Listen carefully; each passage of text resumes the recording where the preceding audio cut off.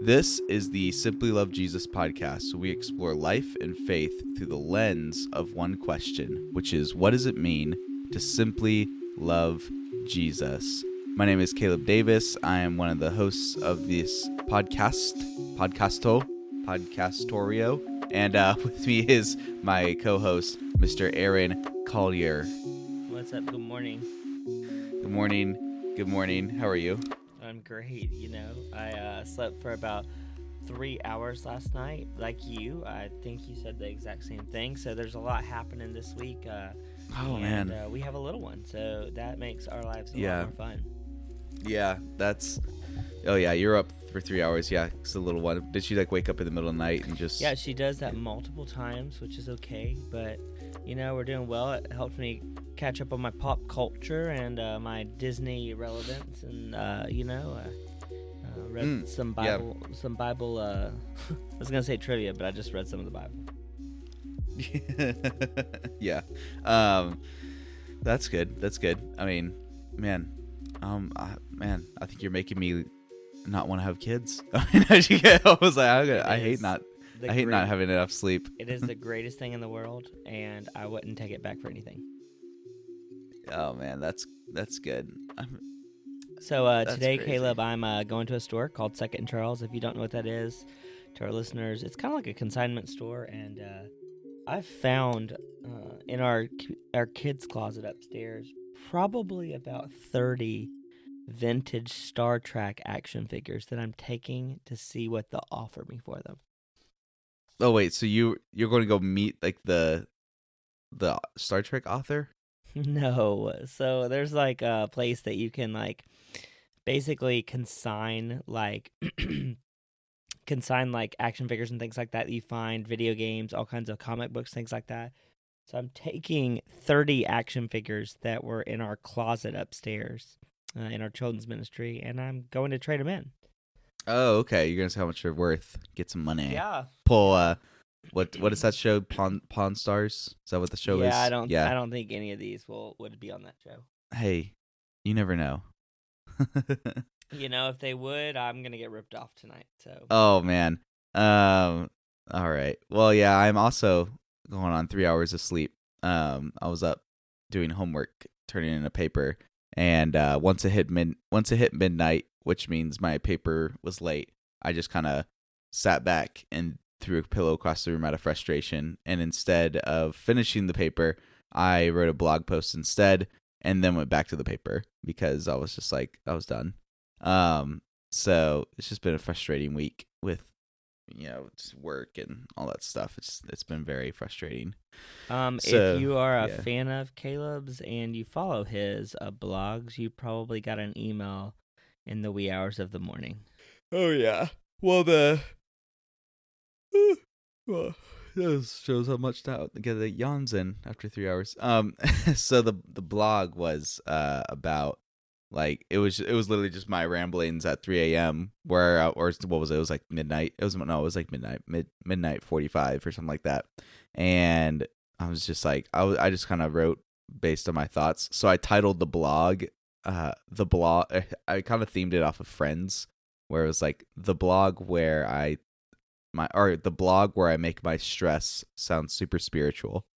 So I just it was just one of those where I was hey, super transparent. I'm just stressed out. Hate all this. Blah. But you know what? Here's what Jesus has to say about that. And this is how it applies to our life. And then I just posted it. So it was one of those hey, I'm stressed out. I'm not in a happy place. You may not either be in a happy place as you're reading it. So let's be in that pity party together. And it was then it was kind of funny. Hopefully, I don't know if you've read it yet, but I found it entertaining, at least at the time. So I think that's the best thing, when you can find those things entertaining. And if you don't listen read Caleb's podcasts, they're really, really great blogs, and I would highly encourage you to.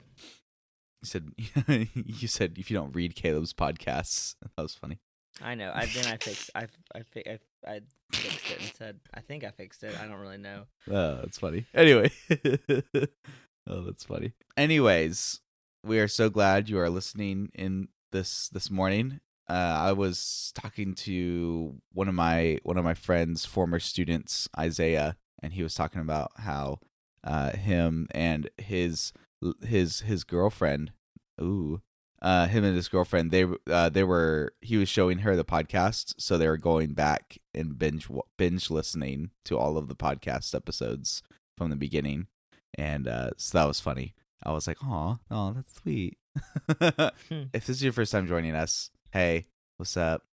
So we've been in a series called Taking Back Religion, and the purpose of this series is we are talking about how there's been a train of thought among Christian thinkers. It's been growing for a long time now. And it's this idea that organized religion is the enemy within Christianity. Like, that's the problem. Organized religion is the problem. And it's gone so far as some denominations or some certain sects of Christianity, like different churches or whatever, have gone as far as to, whether explicitly or implicitly, train their people to associate organized religion with like a demonic, unclean spirit. And so over the years I've just heard more and more of people claiming it and religion as just as the problem. And so, Aaron, we're gonna do a fun social project here. Let's test our recollection. I want to know, how would you recap the last 4 weeks that we have talked about this, like what we've talked about in each episode? How would you recap it? I would tell you that if you are a listener with us, first off, thanks for taking time. If you're driving this morning, as you're listening, we would tell you that we're praying for you as you are headed in to do what you're doing.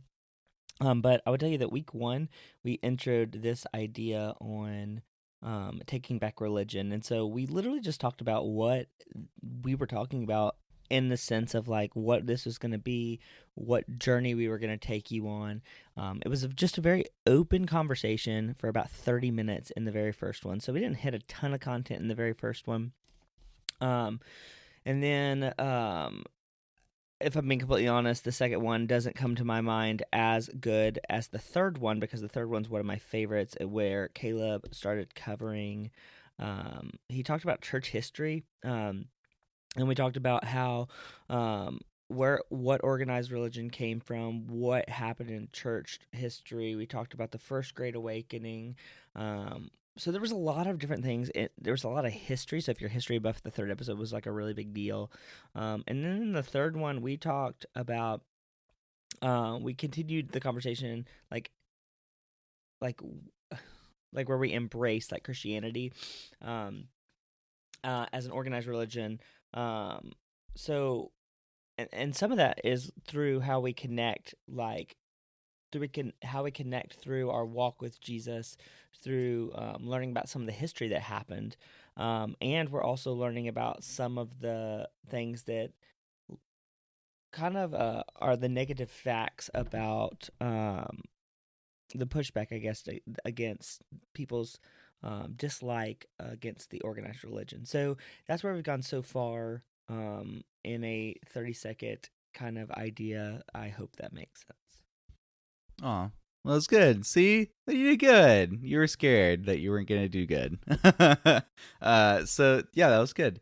So in the second episode was also a church history episode, and the difference between that one and the third one was the second one is I went all the way back to its basic roots and talked about even some of the things that are set up in place in America that have us systematically set up for failure when it comes to using persecution as a means to shut down anything that's contrary to scripture.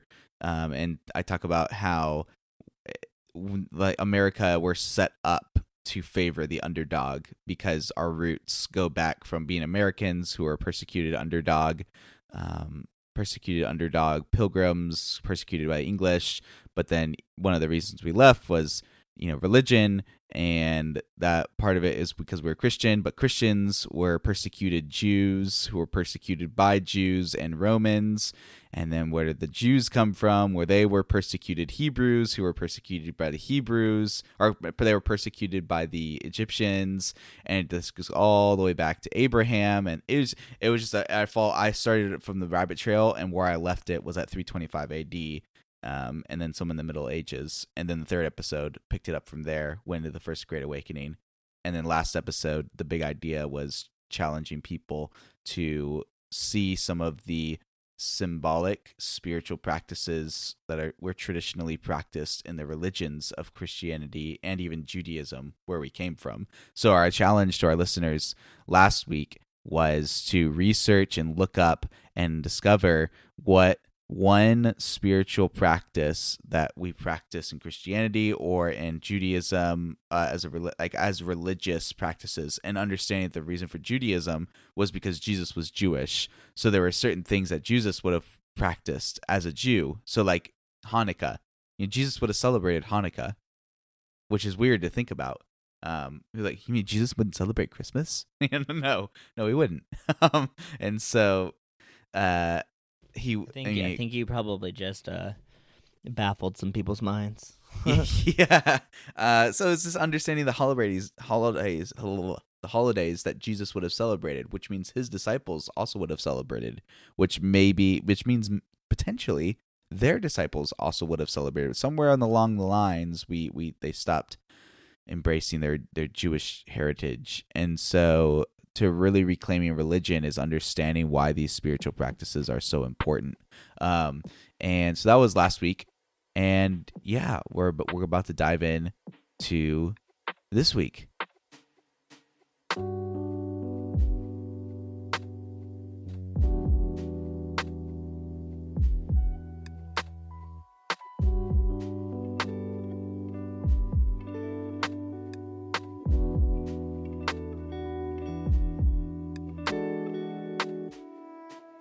So this week, what we're going to be talking about is we're in week 5, and there's a couple of things we want to talk about, but I'll go ahead and kick us off to help us understand that the main point that I want you and I to walk away with is one way that we can reclaim and take back religion. So one way that we can take back religion is proper word association. I've been racking my brain on money even for like I'm a 1-point message kind of guy, so trying to think of that nice catchy little phrase, but I just kind of gave up and just said it as it is, because the best thing that we can do to take back religion is to say it as it is. And what I mean by that is there's several examples where you see people do this, but one of them is in Tim Keller had a book that we've been reading as a staff called Center Church. Good book. I don't know if you've read it, Aaron, but it's a really good book. Tim Keller is one of my favorite authors, and I have not read that book yet, but yeah, I'll go add it to my Amazon wish list right now. Oh yeah, it's a brilliant book, and Tim Keller, he does a great job at the book. It's all about gospel, gospel contextualization. So it's all about changing how you're shaping the gospel around your context and where you are. And great book, like nothing but good things to say. There's just this one small thing that stood out to me that I think without Tim Keller even noticing, he's also attributing to this pushback against organized religion without intentionally doing it, because I know Tim Keller would definitely not say that organized religion is the problem. But it's these small things that we do that speak into these beliefs or encourage these beliefs, so without even realizing it. And so in chapter, I think it's 5. I don't have my book with me, but I'm gonna go on a limb and I'm gonna say it's chapter 5, or maybe it's chapter 5 or chapter 6. Because I think I did we read through it each month, and I think the last one was chapter 7. Anyways, one of these chapters, either 5 or 6, he has this figure, this diagram. And in the diagram, he's got comparisons, and it's like a big table chart, and it's like comparison. It's 2 columns. One column says religion, and one column says relationship. So I don't remember exactly all the examples, but one of them would be like, well, religion says you have to do all these things in order to be seen as righteous, or you have to do something to make up for your sins. But relationship says you're accepted by grace and Jesus loves you. So, I don't know. That's a silly example, but that's like the whole table chart was like that. It was like religion says this. Religion says you have to earn your worth or you have to earn your salvation. Relationship says that you already have salvation. And that's a problem because that's not true. That's a problem because it's not true. Like religion doesn't say that. Well, sure, maybe other religions, but not Christianity. No, the religion of Christianity is the one that states you're saved by grace. You are saved by grace. And then it goes further to say you're saved by grace through faith. Yeah, exactly. You're saved by grace through faith. And that's not what the religion says. So what we want to talk about is you got to call it out for what it is. So the whole comparison on this left side, everything he was talking about was like religion says this, or religion does that. I'm like, no, it doesn't. Legalism says this, and legalism does that. Legalism is the problem that you're pointing out versus relationship. That is a correct statement. And so what I want to encourage you, listener, because we live now in a post-Christian world, and I'll talk about it on a different day, but I'm kind of low-key glad about it for several reasons that actually maybe you could put together in episodes 2 and 3, why I kind of would be glad we're in a somewhat post-Christian world. But one of the reasons that we have to be careful now is if we are in a post-Christian world, that means the people that are currently in it no longer have religious vocabulary, and that means they're going to have improper word association. So if you have these people who are very new to Christianity, you think like a new Christian who barely even knows that Jesus is a person, or was a person. You have this person who comes in and becomes a Christian, and they barely know anything about the Bible. But then all of a sudden, you're just making these vague metaphorical contrasts against religion versus relationship. Now they're going to associate and think, oh, well, religion's the problem. But that's not true. In fact, yeah, most people who would even make those comparisons earlier would not even agree with that. It was just a sexy way to rephrase legalism. and that's the problem. Now we have to go back to saying it is what it is. Going back to the basics. And saying what it is legalism. Or I don't know, think to yourself, like, what's reason you wouldn't like Christians? I think if I were to think of what's a reason I wouldn't like Christians, I would think back to yawning. Or Rockstar, take your pick. So one of the reasons that I would say I wouldn't like Christians would be because of those, like, like the what are they called? Protesters. And not like the protesters, like people are like protesting, abortion. That's not a bad protest. But I'm talking about the protesters who just stand out in the streets with like their megaphones and they're like, God hates you, or like, God hates you, and you need to go relate to God, you're going to hell, and which you've talked about like many times, like in the other podcasts, about how like our approach is important, because if our approach isn't done with grace and love and truth of the scripture, what that does is it imposes on people that if you don't believe what we believe, that there's no hope for you in life or in eternity, when the approach that we want to take is more of an approach of love. And hopefully through that love and grace and truth of the Lord, it helps people come to know Jesus and come to want to believe in Christianity. You've talked about it multiple times within blog posts and podcasts about the ways that you like reach out to people and tell people about Jesus that maybe don't believe in him. And it's all about the approach. And I think that's what you're saying too. It's just sometimes we are really aggressive when people really just want to know that they're loved and heard. Mm. And through being loved and heard, what we can do is we can show the gospel, which is so important for us. And through this, we can show people that we are sinners too, because oftentimes we as Christians are really good at times at saying, like, I'm a Christian, I don't sin or lie, or I don't do anything wrong. And I'm going to be the first to tell you that I make mistakes every single day. And I think that if people can see that relatable moment, then what that's going to do for people is going to show people that Christianity isn't a perfect walk with Jesus. What it is it's a walk with Jesus that you're daily having to surrender. Preacher Aaron just walked in the house today. I just woke up. My coffee just took effect. That's right. Your coffee kicked in good. No, everything you said is perfect. Literally, it's perfect.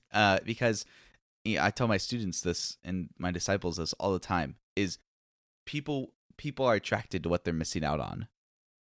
People are attracted to what they're missing out on. And the proper approach to evangelism is living your life in a way that teaches others they're missing out on something if they don't have Jesus. Yeah, and one of our truths, like, so we love Orange curriculum that's done through Rethink and Reggie Joiner and all that fun stuff. But one of our basic truths that is so important to us that really I don't think we get enough is I should treat others the way I want to be treated. And I saw Shelly Giglio posted a thing a few weeks ago, and also, if you don't know who Shelly Giglio is, Shelly is the wife of Louis Giglio. Louis is a pastor here of a church in North Atlanta called Passion City Church. You may have heard of it. But she said, why aren't we willing to extend the same grace that we're asking for? And I think that is convicting in itself. Anyways, I cut you off. I apologize. No, you're good. You're good. That is, that's a great point. And it's understanding that as Christians, like, we have to take things kind of really back to the basics. Is pulling us back to the point. The point is that we need to start calling things out for what they are. So one way you can take back religion is saying things, calling things what they are. So I gotta shape this. I gotta shape it so I can put it in our summary. You can take back religion by saying it as it is. Or does that make sense? I don't know. Yes, literally, yes. So what you're basically saying, for those who think like me, because Caleb thinks in a more complex way, I think in a more matter of fact, here's what we're thinking. So basically what he's saying is, saying it like it is, basically. Gosh, now my brain just farted. I'm sorry. Yeah, well, it's just because, ironically, the hard part is that as someone who's writing a book called Simply Love Jesus, I don't think very simply. Yeah. And so ask the question you just asked again. Wait, so just make it. Does it clarify and make sense if I say we can take back religion as Christians by saying it as it is, or claiming it as it is, saying it as it is? Okay, yeah. So not sugarcoating it. So if an example, if a friend has something in their teeth, Caleb, if you have broccoli in your teeth, you don't want me to literally do hand gestures and make this big deal about it where you're trying to figure out what's going on. You'd rather me look at you and say, "Hey, bro, you have something in your teeth." Saying it literally how it is. And how does that work in the Christian walk with Jesus? Yeah, well, for us it works in when you hear people associating religion as the problem. Like, for example, Christianity is not a religion; it's a relationship. Right? It's singing the roses and singing Kumbaya. No, you just correct that and say, no, it is a religion, but it is also a relationship. What you're speaking into is legalism. If I say I just don't like religion, well, then ask a question. You go, well, when you say that, what do you mean by that? And if they say, well, I just don't, religious people, they just hate people and they're angry and they're just aggressively dogmatic, or they do that, and then just say, well, then that's what you don't like. You don't like the people who choose to use their religion to be aggressively dogmatic and cast shame on people, but you don't dislike religion. In fact, the religion is what makes it really beautiful. Also, if you didn't catch it, you may want to replay what he just said because he used some very big words there.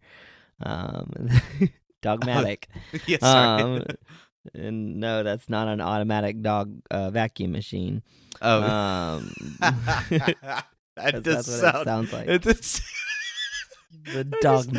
I just like for some reason I just like thought of like a 30, like what is this, like a 30s commercial, and it's like, you know, you pull up and it's got this like crazy like 30s music pulling up, and are you having problem with like cleaning up your vacuum floors? Did your doggy go make a boo boo on the floor? Like, well then It's we like- have the answer for you. It's Yeah, the it's like- Dogmatic. Oh no, It's the Dogmatic Dogmatic- 3000. It's the Dogmatic 3000. Oh Get it my today for only 3 payments of $19.95 plus shipping and handling. And then it's the guy in the background that's like, I'm in America. Like, you know, You can ship your so- payments. yeah. Yeah. Only works with battery powered lithium batteries. Like, Yeah, batteries not included. It's funny. That's funny. I'm glad I could bring humor to this podcast, everyone. Anyways, so going back to the where were we last leave off? Oh yeah, we were talking about calling it as it is. So yeah, if one way that we can take back religion as Christians is saying it as it is claiming the issue for what the issue actually is. If it's legalism, then say it's legalism. If it's you don't like people who use shame and cast shame or judgment or whatever, then say, I just don't like people who cast shame or judgment or whatever. Don't sit here and use bad word association when the reality is we now live in an age where that word association is not going to do anything except confuse them. It's all it's going to do is confuse them, because you're going to, with now, if we just sit here and we keep making these contrasts of like religion is the problem, then you know what? They're going to grow up and thinking religion's the problem because we keep associating it as this bad thing. But it's not a bad thing. It's the religion of Christianity is what says we are saved by grace. It's going back to episode 1. God did not tell Abraham that, hey, you're not going to be he didn't say you're not going to be a nation. You're going to be a family. Oh my gosh. And you're going to be so beautiful. No, he said you're going to be a nation, but you're going to be the greatest nation. The word blessed means to be set apart. And it's similar to the word holy, but slightly different. But the primary understanding of the word blessed is to be set apart. And God says, I will bless you. I will bless, and all nations will be blessed through you. And they're being set apart because Israel as a nation is being set apart and is actually being an example of the best nation. And in the same way, the religion of Christianity is, we have to understand it is supposed to be an example of the greatest religion. And sorry, I had a hiccup. Anyways, my students have been doing that all week. Now it's stuck in my head. All right. Anyway. So I hope that makes sense. I hope that you're resonating with that. And I want you to think through what are some ways that you may have been attributing that language or bad word association, and how can you course correct that? So think through, here's a question for you to think through. What is it that you don't like about Christians? What is it that you don't like? Is it the damnation preachers like me? Is it the hypocrisy or hypocrisy? Hypocrisy? Yeah, hypocrisy. Hypocrisy is another product QVC will sell. Okay. So is it the hypocrisy? Is it the judgment? What is it that you don't like? And then make sure you're now associating that with that thing. Don't try to spin it off and make it sexy. Like, say it for what it is. And because of that, you're going to gain, you're going to gain more credibility with people, because you'll start speaking more professionally. But it's also helping those who don't believe in Jesus get proper association with what the bad thing is. And it's understanding that the religion of Christianity teaches us to love God with all of our heart, soul, mind, and strength, to love our neighbor as ourself. And it's through that. We don't get that last part. Yeah, we don't get that. And like, it's love God with all our heart, soul, mind, and strength. And then the most important part of that, obviously, is the love God portion. And it talks about heart, soul, mind, strength. But then it talks about how to love our neighbors as ourselves.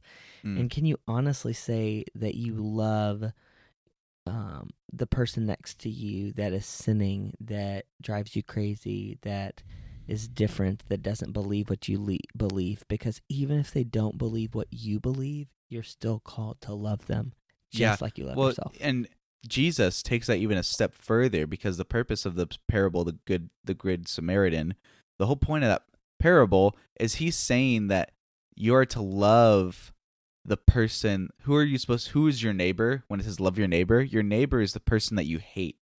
Like the Samaritans, there was 800 years of racism going on between the Jews and Samaritans. That's double the amount of times that we've been seeing racism in America, give or take a couple years. But it's double the amount of time, and there was no intention of changing. And so it was so deep. We'll go on that another tangent another day, talking about the good Samaritan. But the point is the religion of Christianity. I mean, this even goes into when you choose to simply love Jesus. When you embrace that idea of simply loving Jesus, naturally you're going to start embracing Christianity as a religion. Why? Because when I love God, when God's love for me influences my love for him, when everything that I am starts and revolves around loving Jesus, then I will begin to love what God loves, and I will cherish what God cherishes, and I will desire what God desires. And in the midst of that draws me to the word of the scriptures.